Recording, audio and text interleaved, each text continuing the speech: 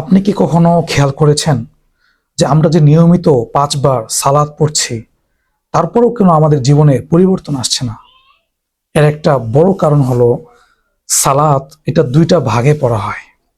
সালাতের একটা পার্ট হচ্ছে আমাদের বাহ্যিক পার্ট, বডি পার্ট, আরেকটা পার্ট হচ্ছে আমাদের অভ্যন্তরীণ পার্ট।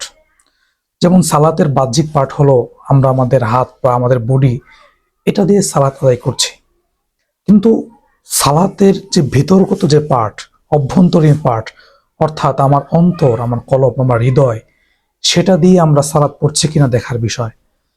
বাস্তবিক বিষয় হলো অধিকাংশ ক্ষেত্রে আমরা আমাদের বাহ্যিক পার্ট দিয়ে আমরা সালাতটা কায়েম করছি, আমাদের অন্তরের পার্ট, ভিতরগত পার্টটা, সেটা আমাদের সালাতের মধ্যে পুরোপুরিভাবে থাকছে না।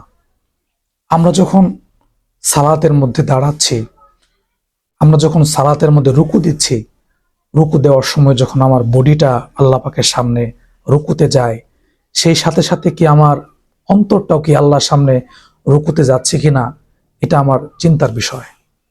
আমরা যখন সিজদায় যাচ্ছি, আমার বডিটাকে, কপালটাকে জমিনের মধ্যে লাগিয়ে আল্লাহ পাকের সামনে সিজদা দিচ্ছি, তখন কি এর সাথে সাথে আমার অন্তরটাও আল্লাহ পাকের কুদরতি কদমে সিজদায় লুটিয়ে পড়ছে কিনা, এটা আমার চিন্তা করতে হবে।